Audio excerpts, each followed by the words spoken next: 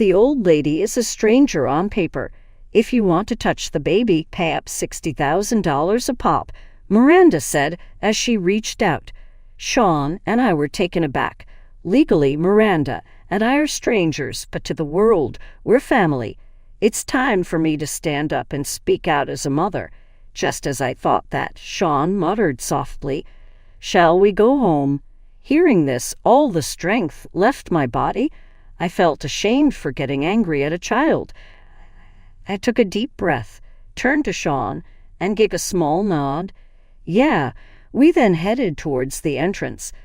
I've always raised Miranda as if she were my own daughter, but it seems she didn't feel the same. If that's how she feels, I have my own thoughts, too. I'll just treat her as a stranger as well. She's an adult now, so it's okay to push her away, right?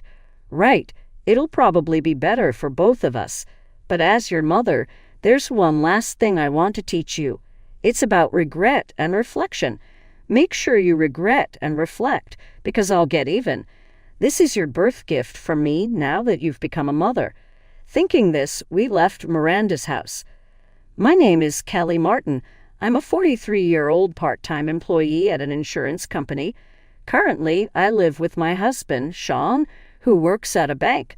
Until a little while ago, our daughter Miranda was also living with us. It's in the past tense, but it's not a sad story. Miranda just got married and moved out. Miranda got married a year ago. Honestly, I was relieved. Sure, the house feels too quiet with just Sean and me, but Miranda and I were never close. That's why I felt relieved when she got married. Would I have felt differently if we were biologically related? I've been thinking more about this since Miranda left. The truth is, Miranda and I aren't biologically related. She's Sean's daughter from another relationship. However, from the moment we met, I've raised Miranda as my own child. Sean acknowledges this, but I don't know what Miranda thinks. Even if Miranda doesn't recognize me as her mother, I intend to be just that. I wonder if Miranda will understand my feelings now that she's becoming a mother herself. Miranda is pregnant and will soon have a child. Our relationship might get better from here on. Right now, I'm holding on to hope, eagerly awaiting the birth of my first grandchild. I met Miranda when she was in middle school. Back then, I was working in customer service at an insurance company. As you might guess, most operators are women. That was the case at my company, too. Surrounded by women, with hardly any men around, I kept getting older without any romantic prospects. Eventually, after turning 30, people started calling me an old maid. I thought about quitting my job many times. That's when a colleague invited me to a mixer. They probably wanted me to play a supporting role. Still hoping for a chance to meet someone, I happily agreed. There, playing a similar role, was Sean. We hit it off immediately and started dating. After a while, Sean told me he was divorced. You mean you have a history of divorce? Are you having issues with your ex-wife? I asked. No, there's no trouble, he replied. That's when I first learned that Sean had a daughter. Moreover, she was in middle school, so she might oppose our marriage. Let's meet her, I said. Middle school is a very impressionable age, and it's understandable that Sean was worried. But you can't know until you actually meet and talk. Especially girls, they mature quickly. She might understand. With that hope, I decided to meet Sean's daughter. Hello, nice to meet you. I'm Miranda, his daughter, she said. My first impression was that she was a bright and energetic girl, very mature and straightforward. I'm Kelly, dating Sean, I said. Oh, you seem calm. Are you going to marry my dad? Miranda asked Sean straightforwardly. Sean nodded a bit hesitantly. I'd like to, but wouldn't you mind, Miranda? Why would I? I'm not a kid anymore. Let Dad do what he wants, she replied. Hearing this, I was relieved. Sean seemed to feel the same. A sense of relief was visible on his face. Then Sean said he was going to the restroom and left the table. Suddenly, Miranda leaned in. Callie, right? What about your job after getting married? I plan to work part-time. Sean's not good with household chores, so I'll have to do them. Ah, I get it. Dad can't do anything around the house, Miranda said, chuckling. I couldn't help but smile too. She seemed like such a straightforward and adorable girl. This might just work out, I thought. But then Miranda showed her true colors. But Dad has poor taste. If he was going to remarry, he could have chosen someone younger and prettier. Huh, did I hear that right? I wondered. Miranda continued with a laugh. You're probably after his money, but too bad. Despite being a banker, Dad doesn't make much at all. It's not about the money, I replied. So you settled because you're not that pretty and seem like you'd have no luck with men, Kelly. Miranda burst out laughing. I was speechless. So this was her true nature. She's nothing like Sean, but since she's going to be my daughter, I have to scold her properly. However, I had no experience with this and didn't know what to do. As I was puzzling over this, Sean came back, and the conversation dropped. In the end, my first meeting with Miranda ended with her saying whatever she wanted. I couldn't build a relationship with her after that. Eventually, Sean proposed to me. I was happy about it, and I was sure Sean would make a good husband. The problem was my relationship with Miranda. I hoped to gradually build a relationship with her. If I, as her mother, stood firm, everything would be all right. I accepted Sean's proposal, and my job changed from a full-time employee to a part-time insurance salesperson. Sean and I got married, but things turned out to be much harder than I thought. Miranda, now a middle schooler, was right in the midst of her rebellious phase. She wouldn't listen to a word I said, let alone Sean.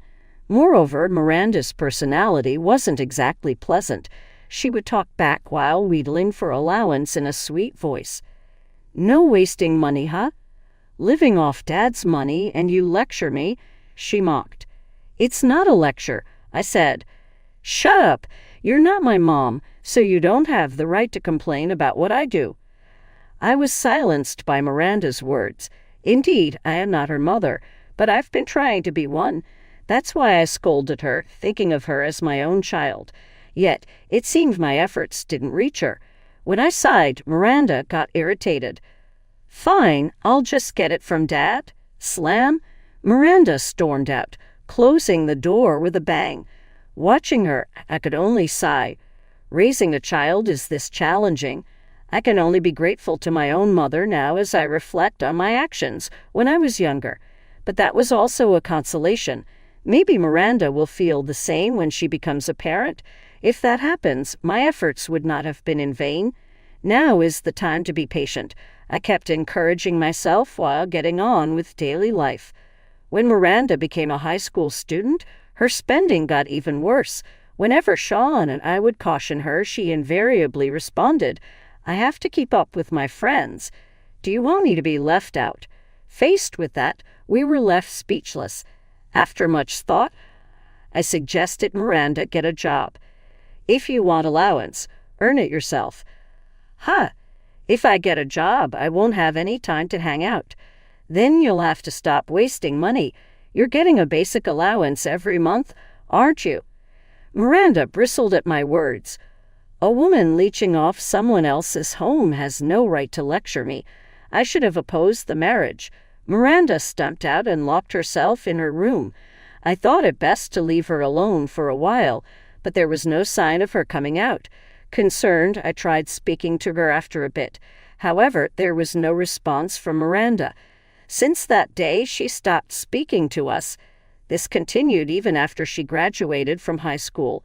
We grew increasingly worried. Hey, are we just going to leave her like this? Well, we can't just ignore this situation. After graduating high school, Miranda didn't pursue further studies. That's why I was scolding her. If you're not going to study further, you need to get a job. Don't butt into my life. But I am your mother. Don't act like you're my mom. You're a stranger. I was left speechless by Miranda's words. She continued with a harsh look.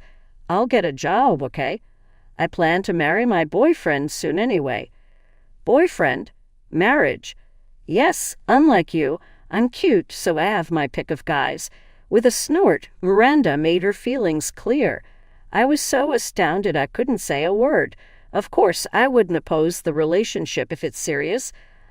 I'd even support marriage, but the other party might not be as serious, especially at a young age. Things can be complicated. The person Miranda is seeing might not intend to marry her and could just be considering her as a casual partner. Considering this, I discussed the matter with Sean. We should ask her to bring her partner over. Yeah, let's do that. That's how we agreed to proceed, and we informed Miranda of our decision. Reluctantly but promptly, Miranda brought her partner over. Or rather, it seemed more like her partner was eager to meet us. On a certain Sunday, we were set to meet Miranda's boyfriend. I apologize for the late introduction. My name is Tom, and I am dating Miranda.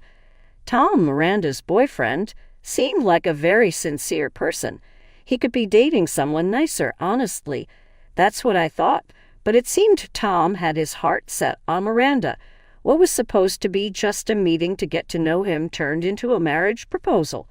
Given the situation, we couldn't just pretend it didn't happen. Luckily, Tom worked for a well-known local company, so we felt reassured. Callie, what do you think about him? Sean asked. He seems sincere and like a good person. I replied.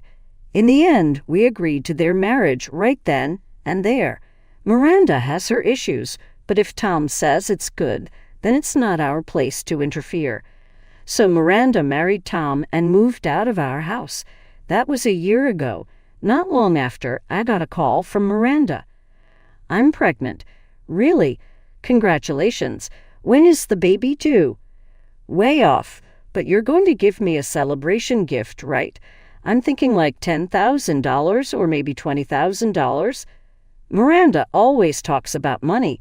I was just astounded. Still, the thought of a grandchild filled me with indescribable joy. Once the baby is born, we'll definitely give a proper celebration gift, so just calm down. You promise? It's a must. While grimacing at Miranda's insistence, I managed to end the call. A few months later, Miranda gave birth to a baby boy. I went to visit Miranda with a celebration gift as promised. However, since it was right after the birth, Miranda refused to see me. I handed the gift to Tom, who was with me, and asked him to tell her I'd visit later. About 10 days later, Miranda contacted us to say she had been discharged, so we went to visit. Unfortunately, Tom was at work and couldn't be there. Still eager to see my grandson, I entered Miranda's house. I was led to the living room where a baby boy was sleeping in a crib in the corner. Oh, he's absolutely adorable, I said. Of course, he's my child, Miranda said, puffing out her chest. May I hold him? I reached out towards the baby. At that moment, Miranda slapped my hand away. You're a stranger in legal terms, old lady. If you want to touch the baby, pay $6,000 per touch. As Miranda reached out with those words, Sean and I were stunned. Indeed, on paper, Miranda and I are strangers, but to the world, we are mother and daughter. I thought to myself, it's time to stand up as a mother. Just as I was thinking this, Sean muttered softly, "Shall we go?" The moment I heard those words, all my strength left me. I felt ashamed for getting angry at a child. I took a deep breath, turned towards Sean, and gave a small nod. Yeah, we then headed towards the entrance. I've always raised Miranda thinking of her as my own daughter, but it seems she didn't feel the same way. If that's how she feels, then I have my own thoughts too. I'll just treat her as a stranger as well. She's an adult now, so it's okay to let go, right? It'll probably be better for both of us. But as her mother, there's one last thing I want to teach her. It's about regret and reflection. Make sure you regret and reflect because I'll get even. This is your birth gift for me now that you've become a mother. Thinking this, we left Miranda's house. On the way home in Sean's car, I decided to share my feelings with him. You know about Miranda. Up to now, I've indulged her, treating her as my daughter. But since she's treated me as a stranger, I'll be stricter from now on. I might even treat her as a stranger myself." Sean nodded with a stern look. "It's probably my fault for the way I raised her. I think I was too lenient as well. So let's be strict from today onwards. Right? With that kind of attitude, she won't understand unless we're strict." This is how we confirmed our agreement. We decided to be strict with Miranda. We started by not contacting her. Next, we ignored any attempts from Miranda to contact us. Eventually, an irritated Miranda showed up at our house. "Hey, I know you're in there. Open up," Miranda shouted from the front porch. Fortunately, she didn't bring the child, so Sean and I decided to continue ignoring her. "If it was just Miranda, whatever she did wouldn't matter much," I said. Soon, Miranda raised her voice at the intercom. "Hurry up and open up. Give me the money. I'm in trouble because I don't have any money." I was startled for a moment. It would be serious if something had happened to the child. I was about to get up instinctively, but Sean stopped me. "That's a lie. She just wants money for herself." "How can you be so sure?" Sean explained the situation. "It happened a few days ago. I met Tom at the bank where I work. Tom had come to the bank for work and told me that Miranda's spending was out of control and causing problems. Moreover, she wanted to buy new clothes for an upcoming reunion, but with a new baby just born, they were in a tight spot financially. Tom had asked her to be patient this time. Frustrated, Miranda stormed out of the house. Tom thought she had given up, but in reality, she just went to Tom's parents' house and begged her in-laws for money. She did that. Well, it seems his parents turned her down, so she must have come to our place as a last resort," Sean said with a look of disbelief. I was deep in thought. Whether the story was true or not, I couldn't tell. Just as I was pondering this, Miranda's voice came through again. "I need money for new clothes. I'll make it $4,000 a touch." Instantly, I felt embarrassed for taking the situation so seriously just minutes before. No more playing nice. It was time for a firm stance. I reconsidered and took the intercom in hand. "Enough is enough. You're disturbing the neighborhood." "Fine. I'll make it $2,000. No, $1,000 per hold. It's not about the money. Go home." As I hung up the intercom, Miranda's loud voice could still be heard from outside. "Fine. Have it your way. You'll remember this." After that, Miranda's voice was no longer heard. She had finally given up. I was relieved. Since then, there has been no contact from Miranda. Maybe she learned her lesson. That's what I thought until one day, as an insurance salesperson, I was visiting a company. The meeting had gone smoothly, and as I was exchanging goodbyes, I heard someone call me from behind. Turning around, there was Tom. "Oh, Tom, are you here for work?" "Mother-in-law, are you okay working while you're supposed to be?" "What do you mean?" "I heard you were hospitalized." The conversation didn't make sense to me. I decided to move to a different spot to hear Tom's story. According to Tom, a few days ago when he got home, Miranda told him that her mother was hospitalized and she needed to stay at the hospital for a while. She asked if their child could stay with his parents. Hearing this, Tom panicked and asked his parents to take care of the child. He also gave Miranda some money and urged her to go back to her parents' house right away. Could that be a lie from Miranda? It seems so. If that's the case, where is Miranda now and what is she doing? Had a rough idea but didn't say it out loud. Then I suggested to Tom, maybe it's time to investigate Miranda's behavior. Yes, but I want to hear her reasons first. Tom is too lenient, but that was us until just the other day. So I decided to support Tom. The marriage is already failing the moment she lied. For your own sake, it's time to consider divorce. I guess so. Tom reluctantly agreed. I smirked to myself.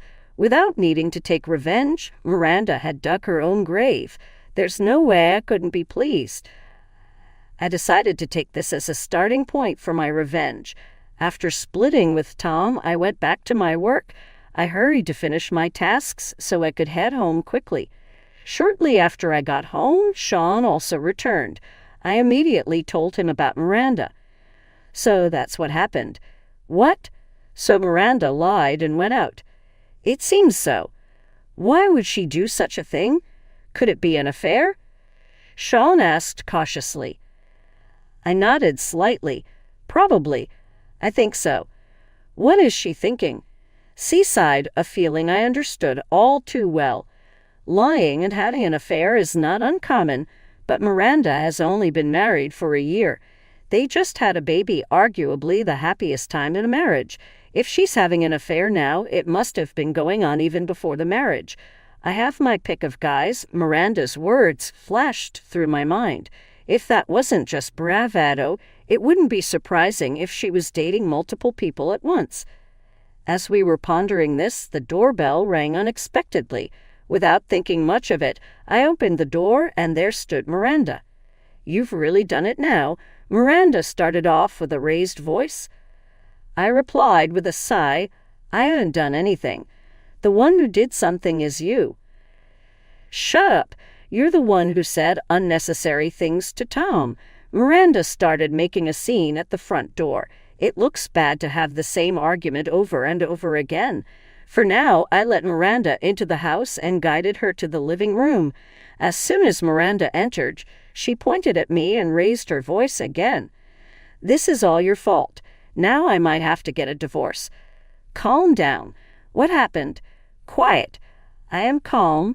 Miranda began to explain the situation. It happened a few hours ago when Miranda finally came home.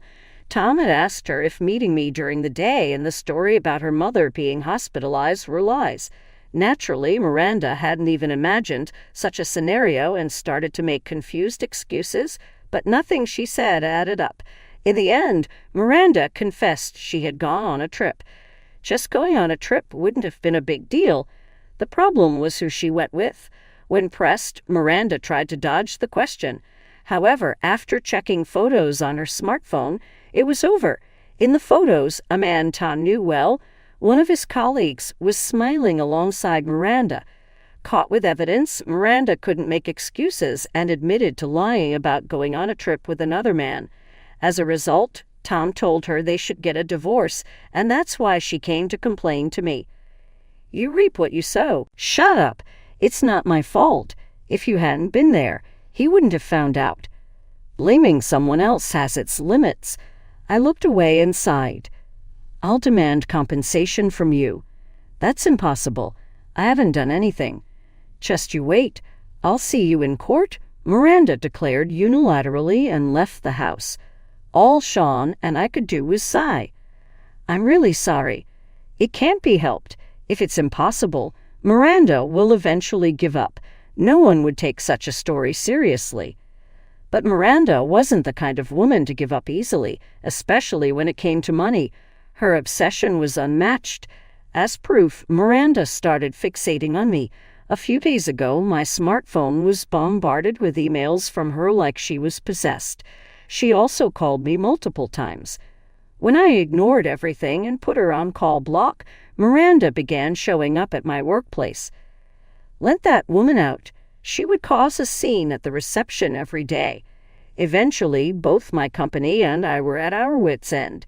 I couldn't keep causing trouble for my workplace. Besides, we could live on Sean's income alone.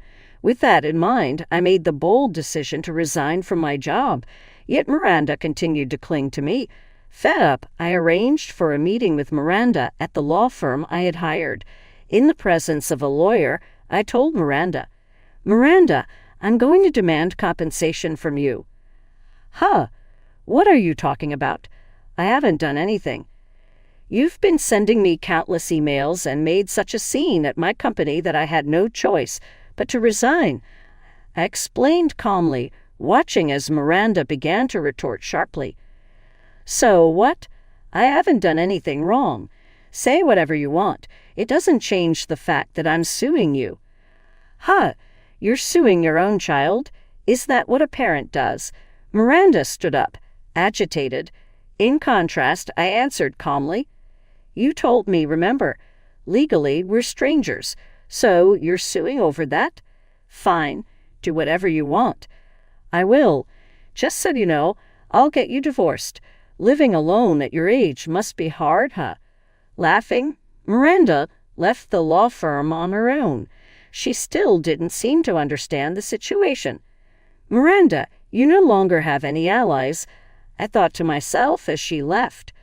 A few days later, Tom called. He said he wanted to meet with Sean and me because he had something to discuss. Given everything with Miranda, it was clear we needed to have this conversation.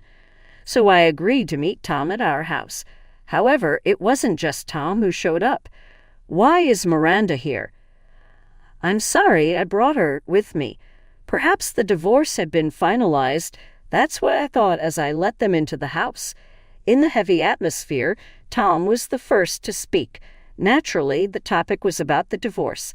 Following the discovery of the affair trip, Tom and Miranda had been discussing divorce. It seemed they had come to a resolution.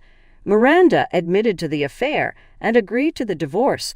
As a result, Tom was going to demand compensation from Miranda, and she had agreed to pay. So, what did the affair partner say? Yes, he was a colleague of mine. Miranda's affair partner turned out to be Tom's colleague. Moreover, they met at the wedding. Tom had demanded compensation from the colleague at work. He agreed to pay and resigned from the company. I was utterly speechless. Looking at Miranda, she quickly averted her gaze. "Well, divorce can't be helped, I suppose. The divorce matter is just for your information, but there's also something about you suing Miranda." "Oh, that's none of Tom's concern." I smiled, and Tom tilted his head as Miranda left. "Doesn't something about the story seem off?" "Huh? No, it's not different at all. But you said something about me also being responsible, right?" The story just wasn't adding up, so I decided to ask Tom for more details. That's when an unexpected truth came to light. According to Tom, due to the affair trip incident, Tom and Miranda were living separately. During this time, Miranda called Tom. During the phone call, Miranda tearfully told Tom that I was sued by my company. Since they were still married, Tom also had to take responsibility. Tom was shocked. Miranda claimed, "Mom got fired, so she said to pay up. The company says to compensate for her mistake." What kind of cheap fiction was that? I listened to the rest of Tom's story with a grimace. Miranda told me this story, so I came to ask about it, but is that not the case? I shook my head in response to Tom's question. That's completely wrong. The truth is Miranda causing a scene at my company led to the company suing her for business interference, and because I had to resign, I was demanding compensation for that reason. Hearing this, Tom's demeanor changed dramatically. Even the usually gentle Tom raised his voice against Miranda. "What do you mean? All of this is because of your selfish actions." "No, that's not it." Miranda started her usual excuses, all baseless accusations.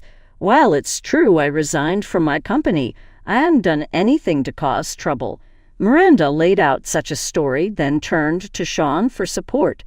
"Dad, you believe me, right? You're on my side, aren't you?" "No, I can't be on your side." "Huh. Unlike this woman, you and I are blood related, right?" Miranda leaned in. Meanwhile, Sean turned away as he answered, "About that, I've been thinking of ending our parent-child relationship with you." "Huh. What are you talking about? A parent and child are always related. That's true for biological parents. You're my adopted child, so if we dissolve the adoption, that's it." Miranda was speechless at Sean's words. In truth, Miranda wasn't Sean's biological child. Sean's first wife had a newborn girl. It was Miranda. Of course, Sean wasn't the father. It was another man. Yet Sean had wanted to be Miranda's father and thus married his ex-wife. However, the marriage eventually failed. As a result, Sean took in Miranda to take care of her in place of his struggling ex-wife. Miranda is an adult now, so maybe it's time to dissolve the adoption. Wait a minute, what about the lawsuit then? Am I going to court alone? The business interference and taking Kelly's job, all of it was your doing. You're an adult, so take responsibility." As soon as Sean said that, Miranda began to cry on the spot. She cried like a child. "I can't. I have a child and can't afford to pay anything. I can't handle a lawsuit." Crying won't help you. Everyone here is legally a stranger to you. Miranda sobbed uncontrollably. It seemed my words didn't even reach her anymore. Afterward, Ton and Miranda divorced. Furthermore, Sean pressed Miranda for an annulment. Naturally, Miranda refused in a last act of defiance. As a result, Sean filed for annulment mediation. If Miranda continued to refuse, it would lead to an annulment lawsuit. Either way, Miranda would not benefit. Moreover, Miranda was sued by both me and the company. There was virtually no escape for her. In the end, after losing all the lawsuits, Miranda ended up in debt. She had to pay for the damages to the company and compensation to me. It amounted to a headache-inducing sum. On top of that, she also had to pay alimony to Tom. With no other options available, Miranda chose to work in a well-paying night job. Additionally, Tom gained custody of Miranda's child. Miranda couldn't see her child and had to work hard to make ends meet. On the other hand, after everything was settled, I was finally able to hold my first grandchild. This was all thanks to Tom's consideration. Sean and I are nothing but grateful to Tom. Incidentally, after the divorce, Tom had a DNA test on the child. Needless to say, the child was Tom's. Hearing that was a relief. Considering it was Miranda, there was a possibility the child could have been someone else's. That was my biggest fear. "Grow up to be a good child," I whispered gently. How a child turns out is influenced by the way they are raised. In that sense, I have a lot to reflect on. So if Miranda apologizes, I intend to forgive her, and at that time, I would also like to apologize to Miranda. Sorry for being an imperfect mother, I thought, holding Miranda and Tom's child in my arms.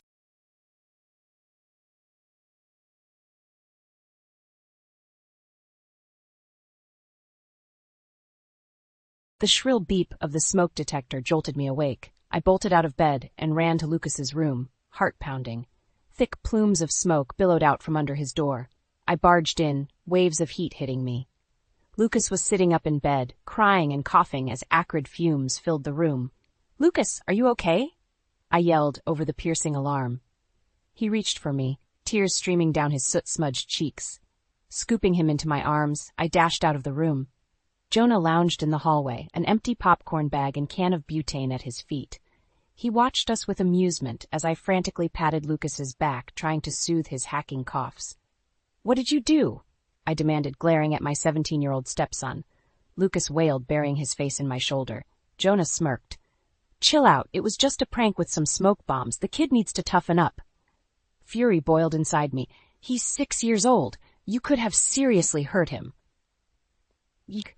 Jonah snickered. "Don't be so dramatic. It was a harmless joke." He whipped out his phone and started recording us.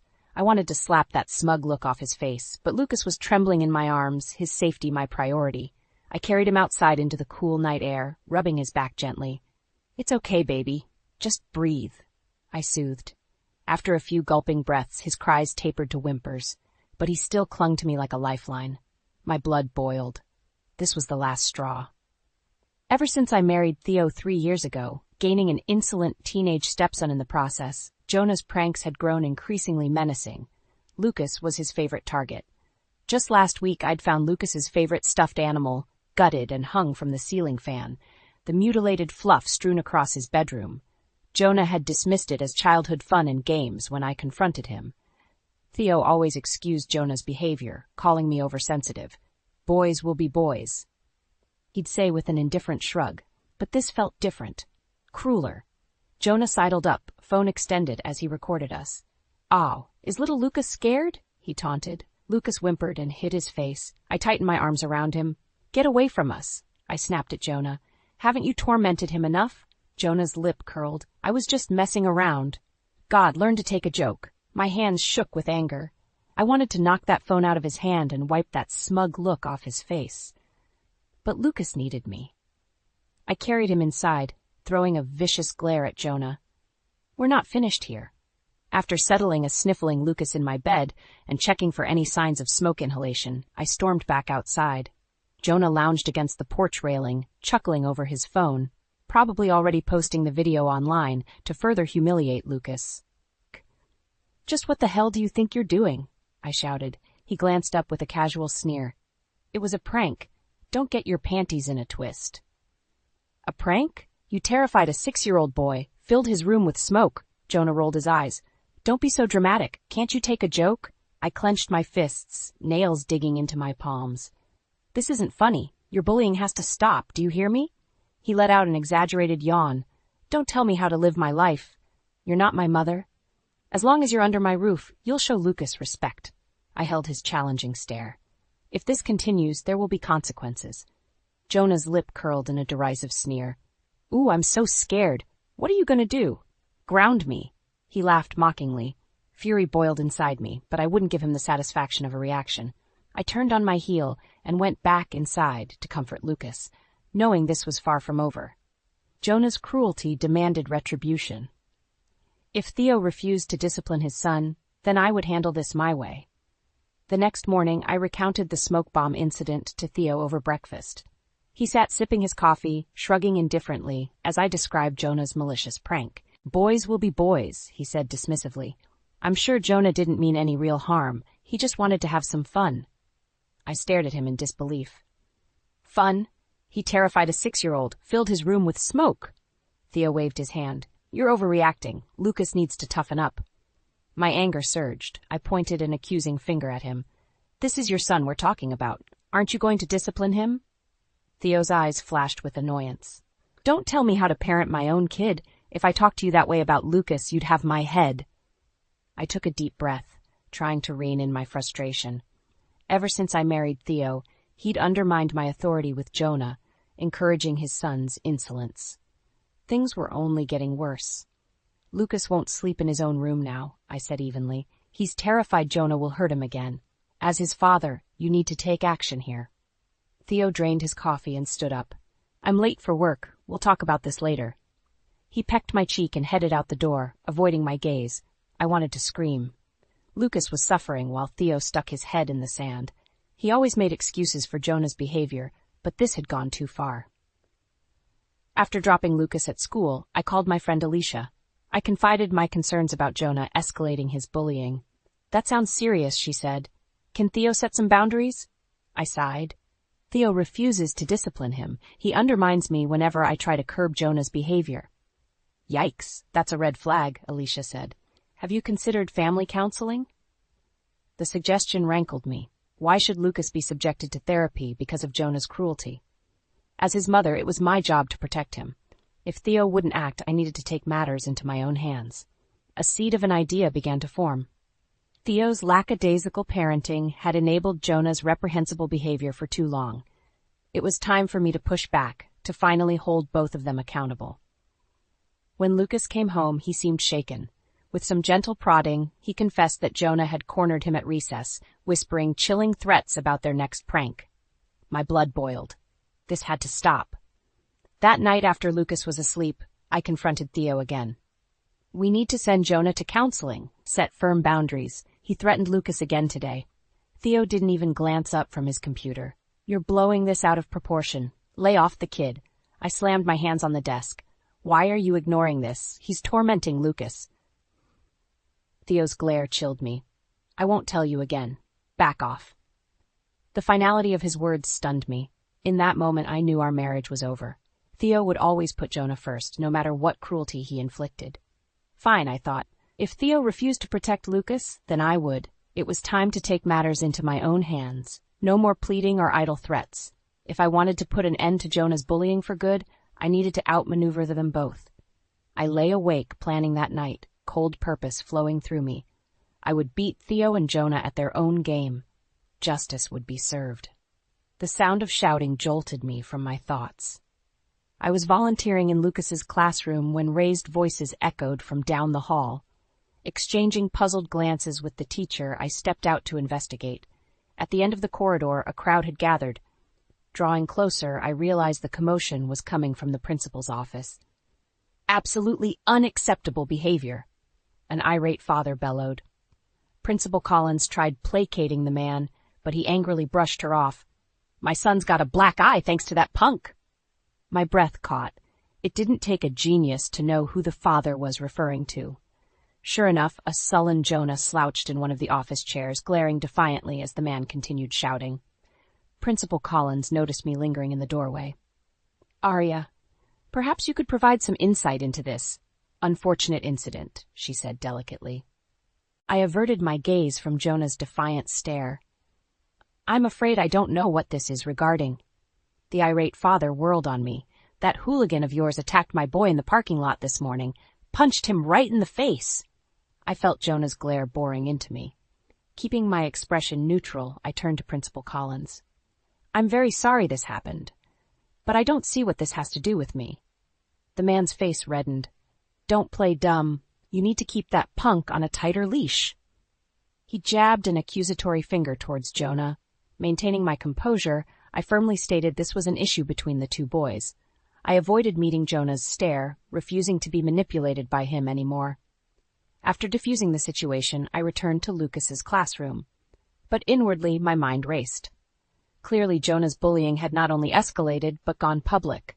I needed to take action before Lucas became his next victim at school. That afternoon, I confronted Theo, urging us to present a united front on discipline.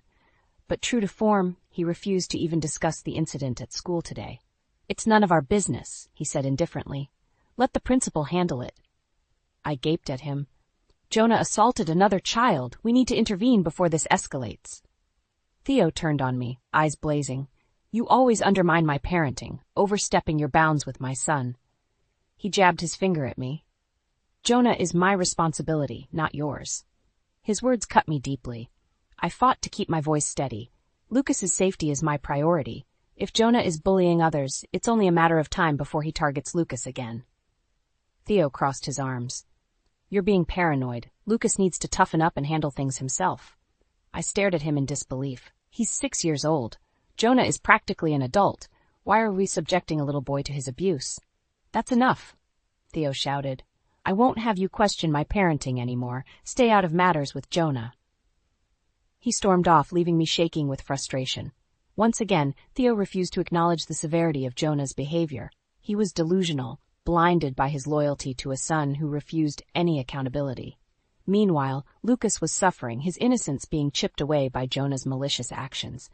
If Theo wouldn't protect Lucas, then the duty fell to me. After today's confrontation at school, it was clear this dysfunction couldn't be fixed from within our broken home. I needed to look for justice elsewhere. I awoke to muffled sobs coming from Lucas's room. Heart-clenching, I rushed down the hall to check on him. I found Lucas curled up on the floor, hugging his knees as he cried. Shredded paper was strewn all around him, the remnants of his beloved comic book collection. Lucas, what happened? I asked gently, sitting down and pulling him into my lap. He buried his face in my shoulder. Jonah came in and ripped up all my comic books, he whimpered. I stiffened, stroking his hair as I surveyed the destruction. Jonah had decimated Lucas's prized possession, leaving the colorful scraps littered across the carpet. There, it'll be okay, I soothed, while rage burned inside me. This had Jonah's cruelty written all over it. Just then, Jonah's mocking voice sounded from the doorway. Ah, is baby Luca crying over his stupid comics? Lucas shrank back against me. I glowered at Jonah, instinctively tightening my protective hold. That's enough, just leave us alone. Jonah smirked, leaning against the doorframe. Those kiddie comics were dumb anyway. Luca needs to grow up. Blood pounded in my ears. You had no right to destroy his belongings. Get out! Make me, Jonah sneered. Don't tell me how to live my life. I trembled with rage. This insolent punk had the audacity to torment Lucas right under our roof. I wanted to slap that smug look off his face. Jonah laughed coldly. God, you two need to lighten up. They're just stupid comics. He sauntered away, whistling mockingly. My fists clenched. I had to get Lucas away from here, somewhere Jonah couldn't terrorize him. Over the next week, Jonah's bullying escalated. Menacing texts, destroyed toys, callous verbal abuse. Lucas was subjected to it all. My heart broke watching my sweet little boy become more withdrawn and fearful. Meanwhile, Theo continued making pathetic excuses. It's just normal sibling rivalry, he claimed. Lucas needs to toughen up. But the final straw came late one night when I discovered Lucas's beloved goldfish, Bubble, belly up in his tank. Scrawled on the tank in red marker were the words, "Snitches get stitches." It didn't take a genius to deduce the culprit behind this vicious threat. I'd had enough. Theo refused to protect Lucas, so it was up to me to take matters into my own hands. The next day I withdrew a large sum of cash from my personal savings account, money Theo knew nothing about. For weeks now I'd been compiling evidence documenting Jonah's reprehensible behavior and Theo's enabling complicity. I tucked the cash safely away, finalizing my plans. That night I confronted Theo one last time, pleading for us to present a united front with discipline. He reacted with his usual indifference laced with disdain for my parenting concerns. "I won't tell you again," he warned. "Let me handle my own son." He stormed off, leaving me with icy resolve. Fine, I thought. I'll handle this my way. Lucas had suffered long enough while Theo stuck his head in the sand. His loyalty would always lie with his bully of a son. Well, not anymore. I was done being gaslighted and undermined. Lucas's innocence was being stripped away by the day under this toxic roof. If Theo refused to act, I would. It was time for me to take back control and finally put an end to this dysfunctional household. No more playing nice or following the rules. Justice would be served, one way or another. Over the next few weeks, I discreetly gathered evidence of Jonah's bullying and Theo's enabling behavior. I compiled a dossier of photos documenting Jonah vandalizing Lucas's belongings, screenshots of threatening texts, and even audio recordings of their vicious verbal abuse. I also started tracking Theo's movements, keeping a detailed log of his activities. He claimed to be working late most nights, but I suspected another motivation. My suspicions were confirmed when I followed him one evening to a seedy casino. So while our savings dwindled from Jonah's expensive gadgets and clothing, Theo was pissing away money gambling. Armed with concrete proof of their deception, it was time to put my plan into action. I withdrew the last of my personal savings I'd been hiding from Theo, gathering essential documents and retaining a lawyer on the down low. When the day came, I wanted to be ready for a clean exit with Lucas in tow. But I needed a catalyst first, something to publicly expose both Theo and Jonah's deceit in an irrefutable display. The time had come for consequences. The perfect opportunity arose a few weeks later at Thanksgiving. Both our families would be gathering for the holiday meal, the ideal audience for what I had in mind. I made sure Lucas stayed by my side the entire afternoon, protecting him from Jonah's torments. Right on cue, as dinner concluded, Jonah made a snide comment about Lucas wetting the bed the other night. Lucas's lip trembled at the callous humiliation in front of our whole family. It was time for the curtain to drop on this charade. I plugged my phone into the TV and began playing the video I'd compiled documenting Jonah's relentless bullying. "What is this?" Theo demanded, reaching for the remote. I smacked his hand away, increasing the volume. "This is the truth." For 10 excruciating minutes, our families witnessed Jonah's despicable behavior via the photos, videos, and screenshots I'd collected. By the end, tears were streaming down Lucas's face. Theo looked on in shock, rendered speechless. When the video ended, I calmly ejected my phone and slipped it into my pocket. Stony silence engulfed the room. You could hear a pin drop. Theo found his voice first. "How could you ambush us like this?" His face reddened with embarrassment and fury. I met his gaze coolly. "Don't blame me for exposing the dysfunction you've enabled under your roof." Murmurs arose from our gathered family. Lucas clutched my hand tightly. I gave a gentle, reassuring squeeze before turning my glare on Jonah. He pointed an accusing finger at me, sneering, "You psycho bitch!" Gasps erupted from around the table. Lucas buried his face in my shoulder. I maintained icy composure. "This charade ends today. I'm filing for divorce and sole custody." Theo shot to his feet. "Over my dead body, Jonah is my son!" Perfect. I reached into my handbag and retrieved the manila envelope containing my evidence of Theo's gambling addiction and reckless spending. "Not when the court sees how you've endangered Lucas by enabling your son's violence," I said. More murmurs broke out as I revealed Theo's gambling habits and discretionary spending. My in-laws regarded me with dawning respect. Theo glared at me with impotent rage. "You deceitful snake! How dare you humiliate me like this?" I slammed my hands on the table, rattling the dishes. How dare you subject Lucas to abuse while you secretly gamble away our money? The room exploded into chaos, both families shouting. Lucas clung to me, trembling. In the pandemonium, I quietly slipped away with my son in tow, ready to start a new life far from this toxic household. Justice had been served. I finally reclaimed control after years of manipulation from Theo and Jonah. By exposing their deceit, I secured freedom and safety for myself and my son. The time had come for a new beginning. In the weeks following Thanksgiving, my life changed drastically. I filed for divorce from Theo and obtained a restraining order against Jonah. After years under their toxic roof, Lucas and I moved across the country to start fresh. It felt liberating finally breaking free from that dysfunction. But the fight wasn't over yet. I still had a custody battle looming against Theo, and knowing him, he wouldn't let go of Lucas without a war. Sure enough, Theo sent threatening emails declaring he'd fight me to the grave for custody. I braced myself for a bitter clash in family court. This time, I had right on my side. The day of our hearing arrived.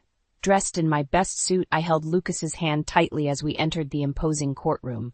Theo sat at the front table wearing an arrogant smirk that made my blood boil. "All rise for the Honorable Judge Collins," called the bailiff. I squeezed Lucas's hand gently as we stood. Today, justice would finally prevail. Judge Collins peered over her spectacles. "This hearing is to resolve the matter of custody for minor child Lucas Walker, as well as the division of assets between Arya and Theodore Walker. Are both sides ready to proceed?" "Yes, Your Honor," I spoke clearly. Theo nodded, glaring daggers at me. For the next few hours, we presented evidence and testimony supporting our respective sides. I recounted numerous incidents detailing the abuse and endangerment Lucas suffered under Theo's roof, providing recordings and statements as proof. In contrast, Theo's case relied solely on arrogant entitlement, insisting blood relation alone made him most fit as a father. He cut an increasingly flustered figure, bravado melting under the onslaught of facts I presented exposing his parental negligence. Finally, Judge Collins held up a hand for silence. "I believe I've heard sufficient testimony to reach a decision." She peered over her glasses at Theo and I. "In the matter of Lucas Walker, full legal and physical custody is hereby granted to Arya Walker." Elation surged through me. "Yes!" I cried out, while Theo shouted in protest. The judge's gavel silenced him. "Furthermore, I am granting Arya Walker's request for child support from Theodore Walker in the amount of $1,200 monthly until Lucas turns 18.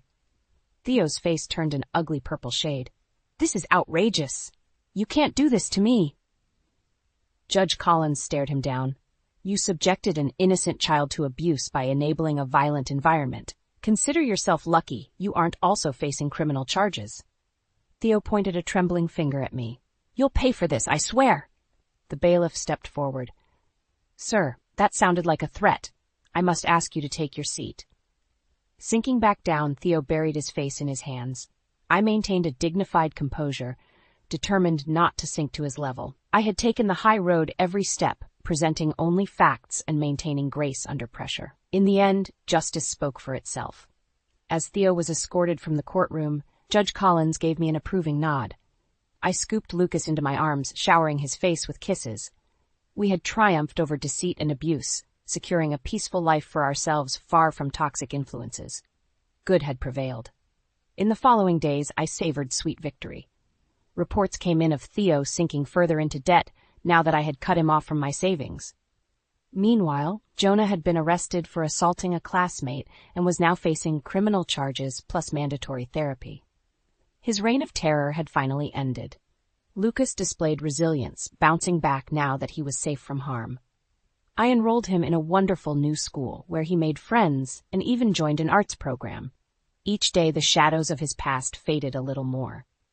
As for me, I relished this fresh start. The righteous satisfaction of exposing Theo and Jonah's cruelty, combined with securing Lucas in a loving home, gave me a sense of profound purpose. For the first time in years, I truly breathed free, the drama and chaos now behind me. Justice had been hard won, but sweet. Lucas and I now walked in the light, the future stretching bright before us.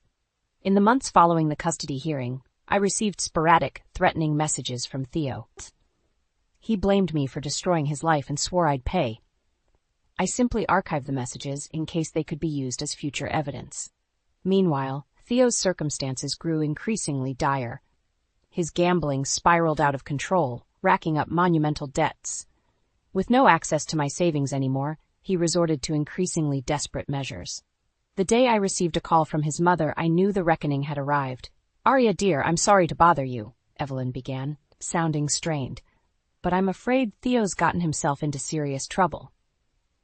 According to her, Theo had not only lost his job and declared bankruptcy, but had also resorted to theft from close family and friends to pay off furious bookies. His own parents had just filed a police report upon discovering $15,000 in heirloom jewelry missing from their home.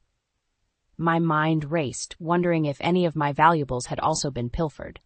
As far as I knew, Theo had no idea where I'd moved to with Lucas. Still, unease crept down my spine. That night, I double-checked our door locks and windows. Lucas and I had created a peaceful sanctuary since escaping Theo's toxicity. I refused to let his desperate crimes disturb our new life. Sure enough, a week later, Evelyn called again, sobbing this time. Theo had robbed his own parents' home in broad daylight. While they were out grocery shopping, a neighbor spotted him racing down the street with bags of valuables. It was brazen, foolish desperation. The police soon caught up to him trying to hawk their stolen items at a pawn shop. I felt sick as Evelyn recounted how he'd screamed vicious obscenities at the officers, even spitting at them as they dragged him away in handcuffs. The Theo I'd known had descended fully into bitter madness, lashing out at the world as he faced the consequences of his cruelty. Some dark part of me whispered that he deserved this reckoning. But mostly I felt a profound sadness for the man he could have been, if not for the blackness in his heart. At Lucas's request, I arranged a supervised visit with Evelyn so she could see her grandson. They wept in each other's arms, two innocent souls scarred by Theo's degeneracy. It solidified my decision to move on fully, leaving Theo's darkness firmly in the past. A few months later, the final hammer fell. A short article in the local newspaper reported that former hedge fund manager Theodore Walker had pled guilty to charges ranging from theft to domestic abuse. He'd be serving a minimum 5-year prison sentence. I let out a shaky breath, the last cord tying me to Theo finally severed. He could no longer hurt us. "Mommy, are you okay?" Lucas asked, glancing up from his coloring book. I hugged him tightly. "Yes, baby, I'm more than okay." I smiled down at my sweet, resilient boy, who had weathered so much yet retained his shining spirit. We never heard from Theo again. I focused on giving Lucas the happiest, most secure childhood possible. Every day, we healed a little more. Years later, as I proudly watched Lucas graduate high school as valedictorian, I reflected on our journey. We had escaped toxicity and created a loving family from the ashes. The darkness did not win. In the end, love prevailed. Our scars made us stronger and brought us closer together. And though the road was long, we healed by walking it hand in hand. Lucas was, and always would be, my guiding light. The day I watched Lucas walk across the stage to accept his high school diploma, my heart swelled with pride. My sweet boy had blossomed into an intelligent, kind young man despite the cruelty he once endured. Seeing him grin as he clutched that hard-earned diploma stirred a profound mix of emotions: happiness, relief, satisfaction, and most powerfully, vindication. We did it, I thought. We survived the toxic storm and came out wiser on the other side. After Lucas's graduation ceremony, we went out to dinner with Evelyn to celebrate. She squeezed his hand, blinking back proud tears. "You did so well, Lucas. I know your parents are smiling down on you tonight." I swallowed the lump in my throat. She meant Theo too, of course. Evelyn had long forgiven her son's cruelty, but some wounds do not fully heal. After dinner, Lucas decided to head out with friends while Evelyn and I returned home. Settling on the porch swing with a glass of wine, I asked her delicately, "Have you heard anything about Theo lately?" She stared down at her lap. "He'll be eligible for parole in a year. I pray he's found some peace of mind after all this time." I hoped so too for her sake. People could change, but redemption required facing the past, something Theo had spent a lifetime avoiding. My phone buzzed and I glanced down. A text from Alicia read, "Did you hear? Jonah got arrested again." I quickly replied, "What happened?" Her response, "Caught vandalizing his high school gym." Third strike after all those bullying incidents years ago. I exhaled slowly. So his cruelty continued. Jonah's been arrested again, I told Evelyn gently. She just nodded, unsurprised. Despite my bitter history with Theo and Jonah, I took no pleasure in their pain. But there were consequences to cruelty, a lesson I hoped they had finally learned. The bright spot was Lucas. Sheltered in a peaceful home, he grew into a thoughtful, intelligent man. The nightmares that once plagued him faded along with memories of his troubled childhood. Watching him thrive filled me with fierce pride. I had fought through hell to secure a loving, stable life for my son. The scars remained but shaped us with empathy and wisdom. Some nights, bittersweet nostalgia still washed over me. I would always mourn the happy family we could have been. But life was a winding road. The old saying proved true. When God closes a door, he opens a window. Though Theo rejected the light, Lucas and I walked in it proudly. By taking the high road, we broke the cycle of cruelty without sacrificing our humanity. After surviving the storm, we embraced a new dawn. The day Lucas left for college, we clung to each other weeping. "I'm so proud of you," I choked out. "Your strength inspires me every day." He squeezed me tight.